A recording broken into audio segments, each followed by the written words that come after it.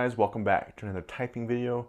John Bodine here with Redemptive Psych. Today we're looking at the famous actress, the Marvel actress, at least she's known for her movies in Marvel, Elizabeth Olsen. So I have this kind of list of actors or famous people who I've been working on typing for a while. There's kind of mixed things going on. Sometimes when I look at them I see certain traits, other times other traits. So I really wanted to dig deep today and look at her type. And I gotta say, after researching her a lot more in the last couple days, I'm really surprised what I think she is. For a while, this was probably 4 years ago or so, I thought she was an ESJ. I thought she was probably an ESTJ actually, but I seen her typed ESFJ also. I no longer think she's that, and we're gonna get into why in just a moment. Now, these are her most perceived types. Most people think she's either an SFJ or an NP, like specifically an ENTP or an INFP. Overwhelmingly, I saw SFJ, and really overwhelmingly, I saw ISFJ. A lot of people seem to think she's an ISFJ.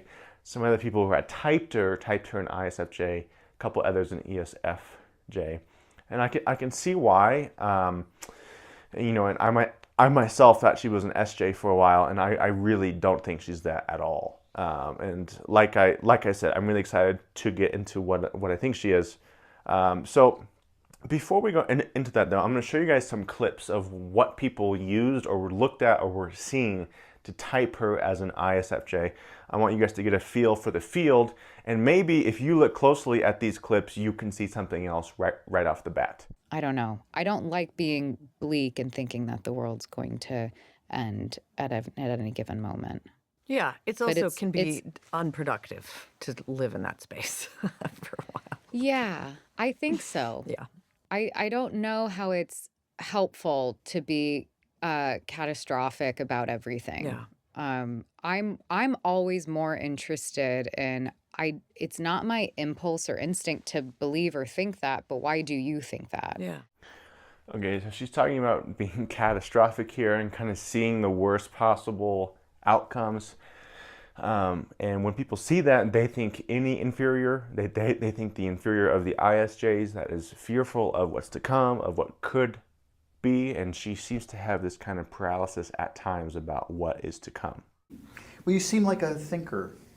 I'm an overthinker. Are you an overthinker? Yeah, I can't sleep because of it. And I That's what television is for. Yeah. I live off fear and anxieties and guilt trips. Okay, I live off fear, anxiety, and guilt trips. She's talking about being anxious. She's talking about the influence that other people have on her, these racing thoughts that keep her up. Again, people look at this as like any inferior, particularly the guilt part, where, you know, FE users, extroverted feelers, are very prone to being guilted by other people. So with that, again, people see ISFJ there, particularly with the FE and the NE in the lower slot. See, now you don't come off as fearful and full of anxiety. I am. I have like heart racing, hand shaking problems when I have to be in a crowd of people. One-on-one, I feel fine. But the moment it's like one on like a room full or a theater full of people, I become this like insulated, terrified person who thinks they're gonna faint. It sounds a little familiar actually with people who are, you know, if you're around multiple people, suddenly I'm overwhelmed. If I'm around one or two people, I can focus on them. She's describing this, it sounds like this pressure that being around multiple people puts on to her. So again, people might associate that with like a background type, with the ISFJ. I see something else here though, perhaps you do too. But let's keep going. The more years I'm working, that will start to fade, and I won't take everything so seriously and preciously.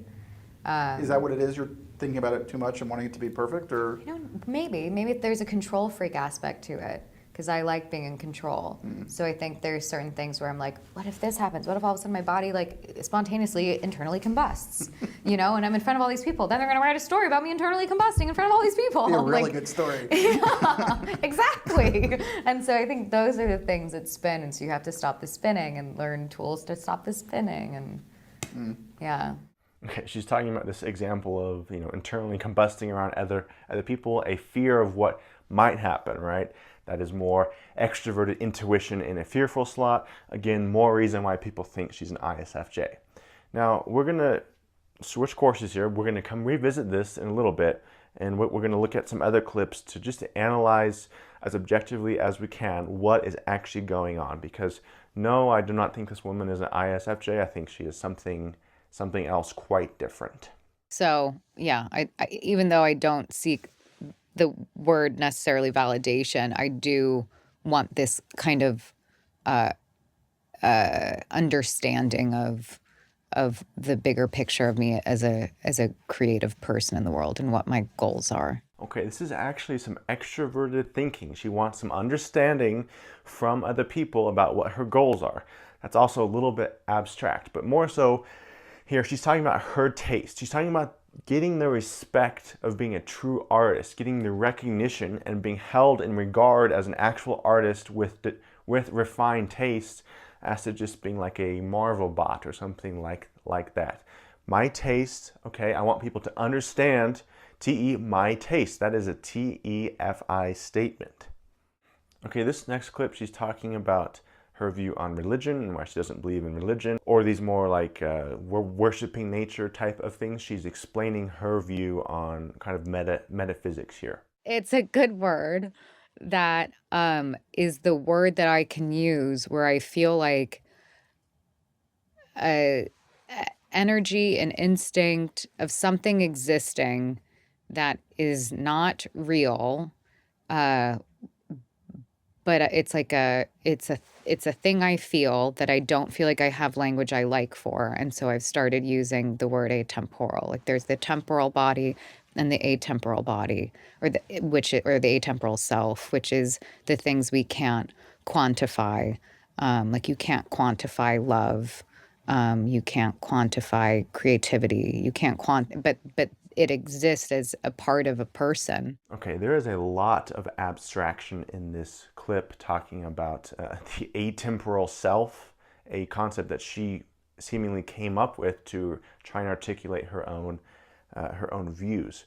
And then she goes on to say, you can't quantify, you can't classify these concepts of love and creativity. That is TE plus abstract. To be able to the quantification process of something abstract like that, or just in general, is an extroverted thinking mode. And she's in this abstract context. She's very comfortable here because she's talking about these concepts that she's dabbled with. The untemporal self, that is an extremely abstract statement. First time looking at Instagram, and I was like, this is kind of fun. Like, I think I could figure out how this is fun. And then you get more people, and then you're like, oh, now I'm not having as much fun. And now I'm second guessing everything. And then it's like, wait, why am I even trying to create a character version of myself and put it out in the world? And the whole thing just made me uncomfortable. And it's not even like I was really paying attention to comments or anything. I just felt weird how it organized my brain. Like if something happened in the world, I would say, oh, do I have to post about this? Okay, this is a really interesting clip. First of all, she's going through this kind of process of her whole journey through social media. Oh, this was fun, then it's not fun, then she's explaining the reasons why through that. She's also talking about authenticity of like putting out this image or portrayal of someone who she may not actually be. It's more FI, could be a TI thing, but that's generally a more FI thing, particularly in the context of her awareness of others' perspective, of her putting out an image. Okay, that is more extroverted thinking also. I think it's very dangerous to think, oh, something just happened in the world. I am an entitled person whose voice must be heard on this issue.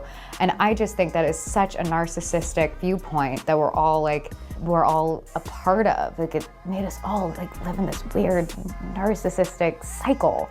I am terrified of that kind of pressure. During the pandemic, I was like, oh, well, you know what? This just is not for me. And I just got rid of it, and I won't go back. No regrets. No, I'm never going back to social media. Okay, she's talking about her inhibition, some of her fear of, hey, this is actually something bad is going to happen, or something bad is happening, okay?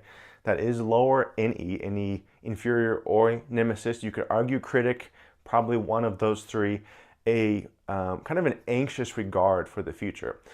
And then she jumps into this like entitlement thing of like, maybe she did feel that she was important enough to share this, and then recognizing that it is an entitlement to view yourself as important just for being you. And the way she's describing it seemed like it kind of fed that perception of herself, and that's one of the reasons that she left. But using these labels, this narcissism, this entitlement, in this context, talking about her own emotional and evaluative journey, that is more FITE. Not to say that TI users can't use the label narcissist, but she's describing an internal process and then analyzing the world in an extroverted thinking way of this mindset, this mind state. Extroverted thinking is a narcissistic mind state. Extroverted thinking, more of it here with her decision to leave social media. If I could change the world, everyone would have access to food, water, and shelter, and education, and medical health care. Doesn't it sound so basic? She's laughing because she's anxious about the reaction. This is an idealistic, but also kind of pragmatic expression here. She's talking about these very basic things that she believes everyone has the right to, okay? That could be FI or FE. I see a little more FI here. Actually, I see an idealistic FI, possibly an FI child, talking about, hey, wouldn't it be great if we could just invest into all these little basic things, these pragmatic things that people could have. These are my standards for what would make the world a better place. One thing everyone would be taught in school would be how to make food, how to garden, how to take care of soil. And I think that way we can respect this earth that we live on. We can respect, developing collective respect through these skills being taught. More TE, a little bit of SE here, but it's also an abstraction here of these things, this plan that people need to, if they follow it, it will lead to some more respect for other people. You look stunning. Who is this by? It's Erdem. So pretty. Thank you. And congratulations on the Robert Altman Award Thank you. today for his 3 daughters. Yes. To be recognized for this?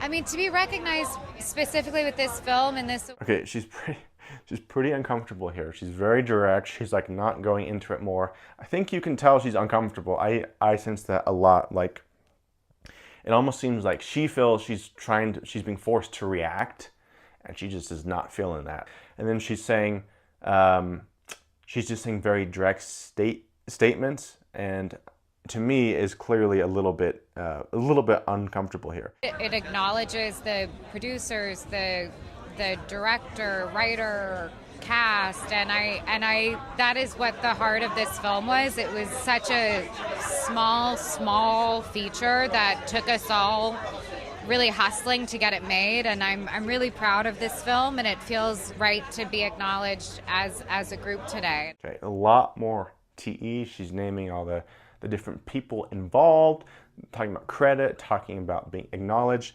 more extroverted thinking here. Okay, we're gonna go back to one of the other clips I showed you, and I want you to think about what else could be going on rather than extroverted intuition here. See, Del, you don't come off as fearful and full of anxiety. I am. I have like heart racing, hand shaking problems when I have to be in a crowd of people. One-on-one, I feel fine. But the moment it's like one on like a room full or a theater full of people, I become this like insulated, terrified person who thinks they're gonna faint. Okay, what is more likely? Is this more likely an NE inferior, talking about the intentions of other people, or an SE inferior, talking about, oh my gosh, the stimulation is too much, I don't know where to put my attention, I'm not familiar with these people. When I'm one-on-one, I can look at you fully, my attention can be there. I see way more SE inferior here. Okay, let's go to the functions real quick. FITE versus TIFE. There's so much FITE in this woman. You have to look closely because, again, anyone who's like popular and has some social graces, people automatically attach to FE. If you look at what she is saying, there is so much TE, talking about credit, talking about plans, talking about steps, talking about perspectives and beliefs. She's also quite abstract within some of those clips, particularly the one talking about her spiritual perspective on the world. So a lot of TE and more FI here as well. She's very direct. She's to the point. I actually thought she was an in-charge type for a while. Again, I thought she was an ESTJ for a while. She's more direct. She's to the point. She doesn't sparse words. If she's a little more comfortable, she might express herself a little bit more. But her natural tendency seems far more to be straight to the point. Fears and inhibitions. We have fear of being overstimulated, too much going on, fear of what might happen. I'm an overthinker, all this kind of panic stuff. Okay, that is SE and NE in a fearful or anxiety-producing slot. And then progression versus control. I think this one's a little bit harder because TE users in general are going to be perceived, especially high TE users, as being more of a control type. But if you listen to how she expresses herself, particularly when she relaxes a little bit, you see her walking through the journey of expressing. And then initiating versus responding. This one's a little harder because she's an actress, and they have to at least feign being comfortable. But I think if you listen to enough, she prefers more of the responding role and only really initiates when she's comfortable or when she's on a train of thought where she can continue the topic. So in conclusion, I have what I think she is here. I think Elizabeth Olsen is an INTJ. So much TE, lots of abstraction, talking about her goals, her future, etc. Further, I think she's developed more, either you can be developed more into your inferior or your nemesis. INJs developed more into their nemesis are a little bit more, we could say, creative and philosophical, a little more exploratory.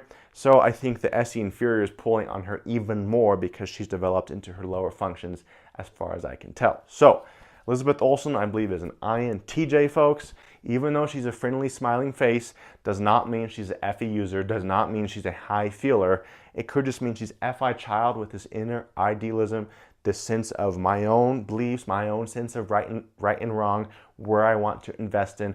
Also, if you look at her husband, they have a couple of interviews together. That guy really seems like an NTP, so take that for what it's worth to you. Anyway, guys, I think Elizabeth Olsen is an INTJ. If you want to get typed even in more in depth than in this video, you can visit my website, redemptivepsych.com, to get a session with me.